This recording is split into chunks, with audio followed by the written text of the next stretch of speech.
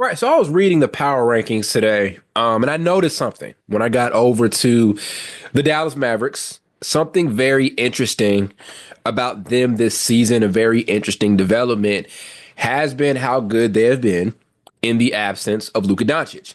Now, do not take that the wrong way. That is not me saying that Luka Doncic is not valuable to this team at all, because a lot of times when people look at the records of certain teams when their best guy is away, they'll like use that to say that maybe a player isn't as valuable to their team as we thought, right? Like there was an argument once that I was in back in high school. We were talking about Michael Jordan, and people looked at the success of the Chicago Bulls in those years where Jordan was out and would use that as a reason to say that he wasn't as valuable to that team as people thought he was, right? And would use that in ways to prop up LeBron in GOAT conversations. And that's the ridiculous take. Like having a good record when your best guy is out, or having some success when your best guy is out, that's not an indictment on your best player. Sometimes it could be, but a lot of times it's not. So I'm not saying that the Mavericks being solid without Luka being in the lineup makes him a bad player or makes him not as valuable to that team as we once thought.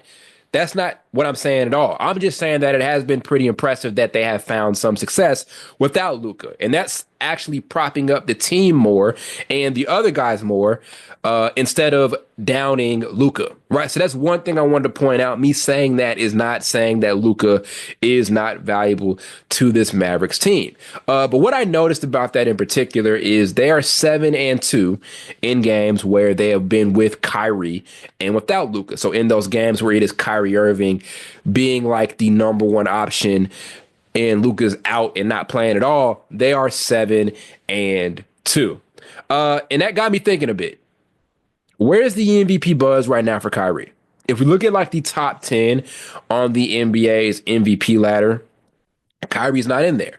And there are some guys who are in that top 10 right now that I think Kyrie has a better case than at this particular point. And it sounds crazy because Kyrie being in MVP conversations is not a super common thing, right? Like if we look at the last couple of seasons, Kyrie has not been synonymous with MVP, despite us knowing how dominant of a player he is, despite us knowing that he is probably the most skilled player in all of basketball right now.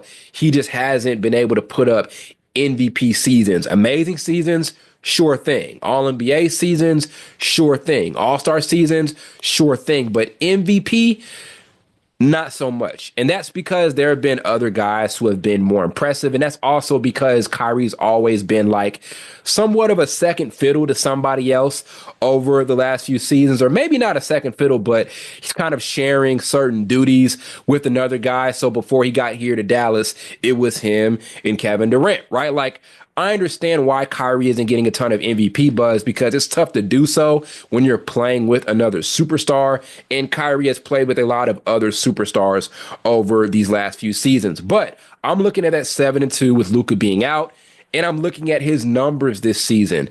And I'm thinking this is something worthy of some level of MVP consideration or conversation. And the fact that he's not even at least top 10 in the conversation is kind of crazy to me, right? Like, 25 points per game pretty much, and the splits are absolutely off the chain. One thing that we have to really love about Kyrie, we know about the skill, we know about the degree of difficulty on the shots that he's making. The fact that he's been so efficient through the course of his career makes him so unique. Like when people say things like Kyrie is the most skilled player ever, whatever the case may be, it's not just what we're seeing him do with the degree of difficulty with these shots. It's the fact that he's taking these tough shots. If we're like ranking guys right now and we're putting a list together of the most difficult shot takers in the NBA, Kyrie's probably number one, right? Like if not number one, then at least number two. And if we're looking at that all time, as far as just all time degree of difficulty shot takers, he's top five, right? If not top five, top three. He's one of the most dominant, tough shot makers of all time. All of that while being this efficient. There's not been a year, there has not been a time where I have had an issue with Kyrie's efficiency. Never. Never known him as a volume scorer, despite a lot of score first point guards kind of falling into that territory. That's never been the case. Kyrie has always been efficient while taking these ridiculously tough shots. And we're seeing it again here this season. He's taking difficult shots. He's carrying the load some nights here for this Mavericks team, especially when there are games where Luka is out of the lineup and he's still doing it within the flow of the offense. He's also able to coexist with other guys. So I've always said that's something that's been very underrated about Kyrie over the course of his career is his ability to blend and mesh with other players at a high level. So like, for example, when people were reacting to Kyrie first getting here to Dallas, there was this resistance early on because they felt like those two guys weren't going to mesh because those are two guys, him and Luka, that were primarily known as ball dominant players. But one thing that's always been underrated about Kyrie is the fact that he's really, really good at meshing well with other guys. There's never been a time where I thought, man, Kyrie is not a fit next to this guy, right? And these two players being together is going to be a problem. There wasn't an issue when he was playing with KD. Wasn't an issue here, obviously, in Dallas, and was not an issue when he was playing with LeBron. He just ended up wanting to do his own thing and go in a different direction. But that team, made 3 finals appearances and won a title with each other, one of the best title wins of all time, right? So Kyrie's always had this ability to adapt and play with other superstars. So there are so many amazing little things that Kyrie does. Like there's the larger perception on Kyrie where you're looking at the shots, the highlights, all of this stuff. But then there are the little things that he does at such a high level. Like I said, the ability to play with other guys so well and just that efficiency. So if I look at him this season and I look at how he's performed individually, I look at the nights where Luka, who is top 5 in the MVP conversation right now. If you look at the ladder, he's top 5 in there, and that could end up changing because I'm not sure he'll hit that threshold of 65 games. But Luka is an MVP caliber guy when healthy, right? And we're looking at how good they've been when Luka's been out. So think about this. Your MVP, a guy who's top 5 in MVP conversations, he's out, and your second guy has been good enough to lead them to a 7-2 record, right? And like I said, the efficiency and all of that stuff. If I look at all of that and I put it all together, that to me is definitely a case for the MVP award. And right now, the Mavericks are overall like 3rd in the Western Conference. Like they're sitting very comfortably in the West.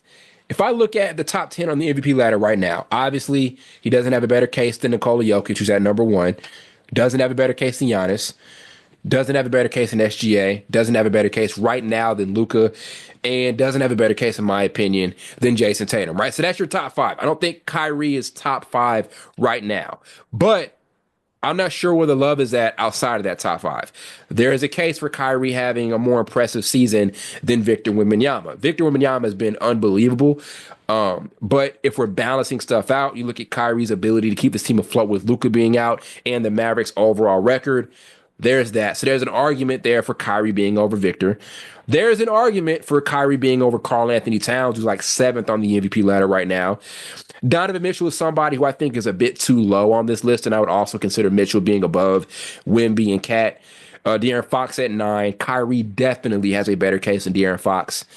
And LeBron at 10. And I understand LeBron is LeBron James, but this is a year where I think Kyrie's case for that particular award has been better than LeBron James. I never thought I'd say that ever, but that's where it's at, right? Like, I just think with how good this Mavs team has been without him and how much Kyrie has just been able to keep this team afloat and solid without Luka, who is a top 5 MVP guy, who is a top 5 player in this league. That, by virtue, should put Kyrie in some MVP conversations. It should, right? I think there needs to be a point where Kyrie is getting that love. He just has not received that love over the next couple of seasons. And let's say this. Let's say right now what I'm saying is absolutely ridiculous and you don't agree. Well, let's look at what happens over this next month here for this Mavericks team. Luka's got that calf strain. He's going to be out for a significant period of time. I talked about it a bit earlier. There is a possibility that Luka's unable to contend for the MVP award formally because of that 65-game threshold. I don't think he's going to hit it, right? So there's going to be a pretty extensive stretch of games here for this Maverick squad without Luka. And like I said, if you don't think that Kyrie should be top 10 on that ladder right now, let's see what he is able to do with this Maverick squad over this stretch of games with Luka being absent and unavailable. Let's look at that. Let's see what the record is. Let's check back. Let's see how effective this team is without him. And let's see what Kyrie's performance looks like. And I guarantee you, by the end of this period of Luka being out, if you don't think Kyrie should be getting MVP attention and some level of MVP buzz right now, then I think by the time this thing is over with, he should be back in that conversation. Now, is there a world where that dwindles once Luka is back and available? Sure thing. But also there is a world where you have two guys top 10 in the MVP ladder, right? I think that was the thing with the Kings back in 2023. I think I have to go back and check where Sabonis was within the MVP conversation. And when I say MVP conversation, I mean like top 10 on the ladder, and also De'Aaron Fox was. I'd have to go back and look, but there was a point where both of those guys were kind of in there. There have been seasons where you've had two players on the top 10, two players in the same team in the top 10 on the MVP ladder. So that's one thing to keep an eye out. So I just wanted to point that out, right? That's a development that I don't think people are talking about as much as they should. How good Kyrie has been for this particular team with Luka being out and him being able to keep this team afloat, which is important because this is a squad that is still trying to contend for a title. I think he should be getting some level of buzz and some level of hype for that award. So let me know what you think in the comments, but that's what I think about what Kyrie's been like this season so far for the Mavericks. He's been amazing. I think this is one of the better Kyrie years over like the last couple of seasons for multiple reasons. But that's my thoughts on that. We'll see how things shape out for the Mavericks as things continue. But right now, I just think Kyrie should be getting a lot more MVP buzz than what he already is at this point in the season.